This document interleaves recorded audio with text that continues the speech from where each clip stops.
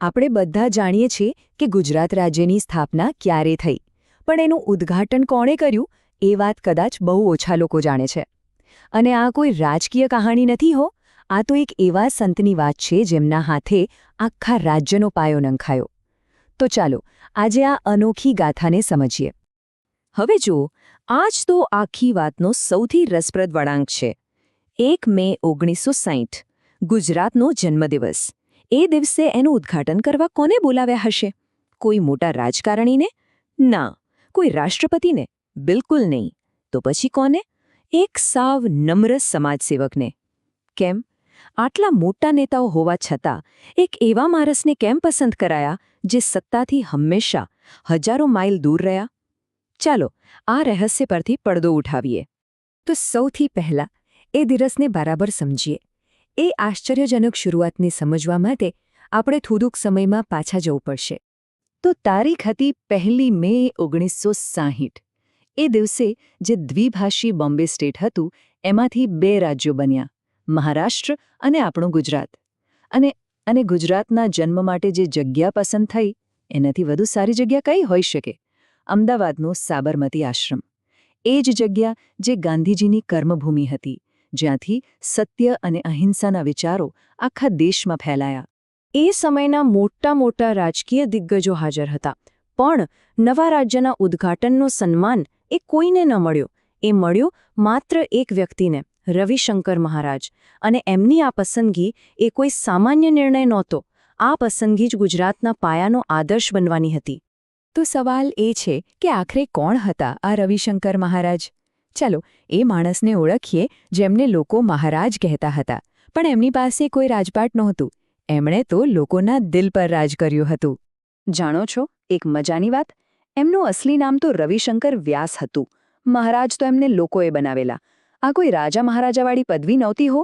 આ તો લોકોએ એમને એમની નિસ્વાર્થ સેવા જોઈને પ્રેમથી, આદરથી આપેલું એક બિરુદ હતું, એમના કર્મોથી મળેલું નામ.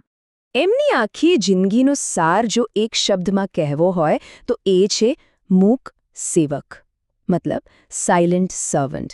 એવો સેવક જે બસ ચૂપચાપ કામ કરે, કોઈ વખાણની અપેક્ષા નહીં, કોઈ ઇનામની લાલચ નહીં, બસ સેવા, સેવા અને સેવા. અને આ જ વાત એમને બધાથી અલગ પાડતી હતી. અને એમની આ મૂક સેવા ખાલી કહેવા પૂરતી નહોતી, એમના કામો એની સાબિતી છે. ચાલો જોઈએ એમણે રાષ્ટ્ર માટે શું કર્યું. જરા વિચારો, એક માણસ હાથમાં કોઈ હથિયાર વગર ખૂંખાર બહારવટિયાઓને સુધારવા માટે જંગલોમાં ઘૂસી જાય. આ હતા રવિશંકર મહારાજ. એટલો જ નહીં, ગાંધીજી સાથે આઝાદીની લડતમાં જોડાયા, જેલમાં પણ ગયા. અને ક્યાંય પણ પૂર આવે કે દુકાળ પડે, સૌથી પહેલા મદદ માટે કોણ પહોંચે? રવિશંકર મહારાજ. એમનો જીવન મંત્ર જ હતો, ઘસાઈને ઉજળા થવું. મતલબ પોતાની જાતને ઘસી નાખો પણ બીજાના જીવનમાં પ્રકાશ ફેલાવો. એમનું કામ એટલું અદ્ભુત હતું કે આપણા રાષ્ટ્રીય શાયર ઝવેરચંદ મેઘાણી પણ પ્રભાવિત થયા વગર રહી ન શક્યા. એમણે મહારાજના જીવન પરથી જ એક આખું પુસ્તક લખ્યું, માણસાઈના દીવા. આજે પણ આ પુસ્તક આપણને સાચી માણસાઈ શું છે એ શીખવે છે. તો આ બધું જાણીને હવે આપણે પાછા આપણા મૂળ સવાલ પર આવીએ. આ બધા સેવા કાર્યો અને ગુજરાત રાજ્યના ઉદ્ઘાટન, આ બે વચ્ચે શું સંબંધ છે? જુઓ, ગાંધીજી અને સરદાર પટેલના ગયા પછી ગુજરાતમાં એક નૈતિક શૂન્યાવકાશ જેવું હતું. એ સમયે જો કોઈ વ્યક્તિને ગુજરાતનો અંતરાત્માનો અવાજ માનવામાં આવતો હોય તો એ હતા રવિશંકર મહારાજ. એ રાજકારણથી ઉપર હતા, એક એવા વડીલ જેમની વાત કોઈ ટાળી ન શકે. અને આ જ હતું એમની પસંદગી પાછળનું મુખ્ય કારણ. કારણ નંબર 1. એ સમયે સૌ કોઈ ઈચ્છતું હતું કે નવા ગુજરાતનો પાયો કોઈ રાજકીય શક્તિ પ્રદર્શનથી નહીં, પણ ગાંધીજીના આદર્શો, સત્ય, અહિંસા અને નિસ્વાર્થ લોકસેવાથી નંખાય. અને એ કામ માટે રવિશંકર મહારાજથી વધુ યોગ્ય વ્યક્તિ બીજું કોણ હોઈ શકે? અને ખબર છે, ઉદ્ઘાટનના દિવસે એમણે કોઈ લાંબા ચોડા ભાષણ ના આપ્યા. ના, એમના શબ્દો સાવ સીધા, સરળ અને દિલમાં ઉતરી જાય એવા હતા.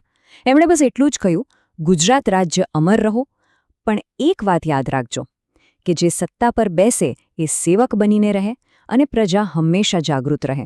બસ આટલા વાક્યમાં એમણે આખા ગુજરાતનું ભવિષ્ય કેવું હોવું જોઈએ એ કહી દીધું. તો આ મૌન સેવક, આપણી માટે કેવો વારસો છોડીને ગયા ચાલો એ જોઈએ. એમનું જીવન જુઓ. પૂરી એક સદી, 1884માં જન્મ, 1960માં ગુજરાતનું ઉદ્ઘાટન અને 1984માં 100 વર્ષનું આયુષ્ય ભોગલીને વિદાય લીધી. આખી એક સદી સુધી એ ગુજરાતના નૈતિક પથદર્શક બનીને રહ્યા. અને આ સૌથી મહત્વની વાત છે, આખા રાજ્યનું ઉદ્ઘાટન કરવાનું સન્માન મળ્યું. એ પછી તો એ ધારે તો કોઈ પણ મોટું પદ લઈ શકતા હતા. પણ ના, એમણે ક્યારે કોઈ રાજકીય પદ સ્વીકાર્યું જ નહીં. જે હતા એવા જ રહ્યા, છેલ્લા શ્વાસ સુધી એક મૂક સેવક. તો અંતમાં એમની આ કહાણી આપણી સામે એક બહુ મોટો સવાલ મૂકીને જાય છે. જ્યારે કોઈ સમાજ પોતાના પાયા નાખતી વખતે રાજકીય તાકાત કરતાં નિસ્વાર્થ સેવાને વધારે મહત્વ આપે, ત્યારે એનું પરિણામ શું આવે? કોઈપણ રાજ્ય કે સમાજ માટે સાચો પાયો શું છે? સત્તાની શક્તિ કે સેવાનો આદર્શ? રવિશંકર મહારાજનું જીવન કદાચ આપણને આનો જવાબ આપી જાય છે.